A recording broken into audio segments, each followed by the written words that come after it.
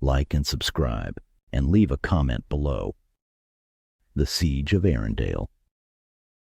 As the first wave of dwarven invaders breached the outer walls, the High Elf Princess, Liara, stood defiantly on the ramparts of the Arendale castle, with her silver hair flowing like a liquid in the night breeze. Below, the battlefield was a bloodbath. Steel clashed against steel, and the anguished cries of the fallen rang out. General B.N.Rocker, the head of the elven military, observed the chaos from his vantage point atop the citadel, where he witnessed the dwarven war machines emerging from the dense forest. "Hold the line and release," he bellowed.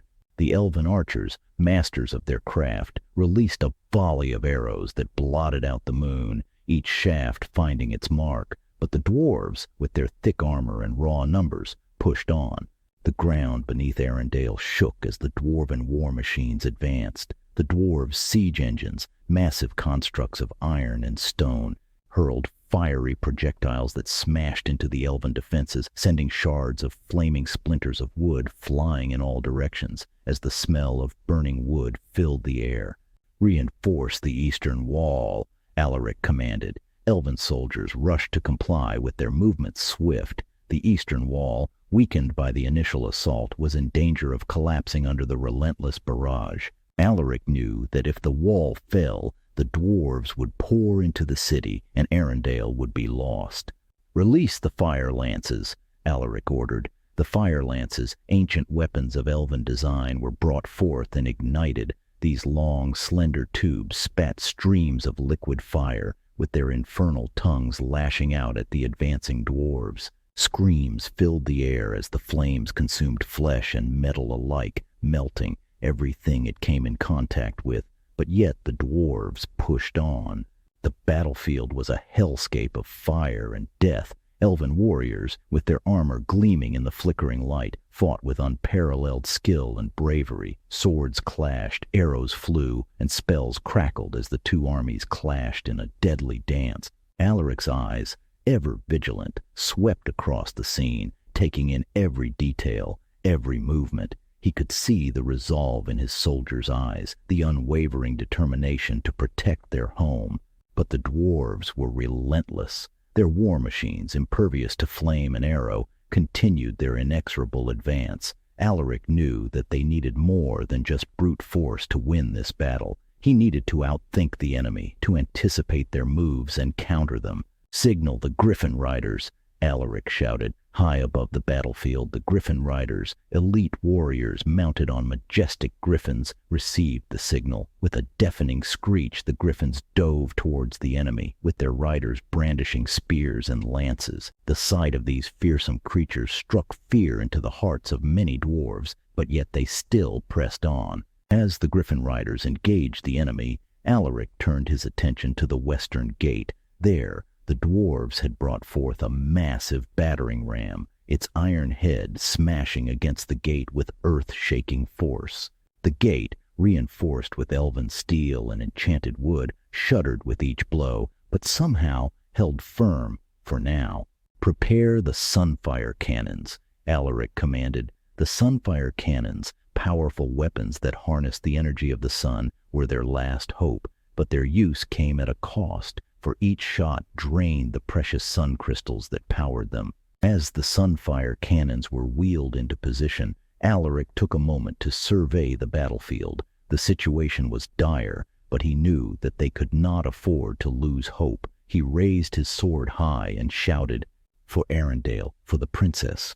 His rallying cry was met with a roar from the elven soldiers. The sunfire cannons, with their barrels glowing with a blinding light, fired in unison, sending beams of pure solar energy streaking towards the enemy. The beams struck the dwarven war machines, melting metal and incinerating flesh. The tide of battle began to turn. Arendale's defenses were ancient, bolstered by arcane technologies lost to time. Beneath the city, a network of tunnels and hidden chambers housed relics of immense power. Alaric had always suspected that these would play a crucial role in the defense of the city, but the exact nature of these relics remained a closely guarded secret, known only to the princess and her inner circle, until today. The dwarves employed their own technologies. Steam-powered exoskeletons and rune-etched warhammers wreaked havoc on the elven lines. Despite their superior agility and magical prowess, the elves found themselves being slowly overwhelmed and pushed back once again. As the dwarves advanced, their siege engines hurled massive boulders and explosive projectiles that shook the very foundations of Arendale. Princess Liara, with her regal bearing, rallied her people. "We shall not let our home fall to these invaders," she declared. Her words filled her warriors with a renewed courage. Alaric knew they needed more than just bravery and strength. He convened a council of war with the remaining leaders of the Elven Guard. "We must hold them off until dawn," he said. His tone was grim. "The crystal reserves are nearly depleted, but if we can channel the energy of the Moonstone, we might turn the tide." The Moonstone, a massive gem set atop the highest spire of the citadel, was said to be a fragment of an ancient star. Its power, however, was unpredictable and dangerous. Liara agreed to the plan. "I will harness its power," she declared, ascending the spire as the battle raged below. As dawn approached, the dwarves launched a final, all-out assault. Their king, a towering figure for a dwarf, led the charge. The elven defenders, battered and weary, braced for the end. But then a blinding light erupted from the spire. Liara, glowing with an ethereal radiance, descended like an avenging angel. The Moonstone's energy coursed through her, amplifying her abilities beyond mortal comprehension. She unleashed waves of raw power, disintegrating the dwarven war machines and scattering their forces. The tide of battle shifted, and the dwarves, faced with this unstoppable force, began to retreat. With the dawn came victory, but it was a costly one. The fields outside Arendale were littered with the bodies of fallen heroes. Alaric, though exhausted, stood tall beside his princess.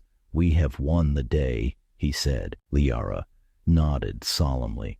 "Arendale stands, but the threat is not over. We must rebuild and prepare, for the dwarves will not rest until they have claimed what they seek." As the first rays of sunlight bathed the citadel in a golden glow, the people of Arendale began the grim task of tending to the wounded and honoring their dead. The siege had ended, but the war for their homeland had only just begun.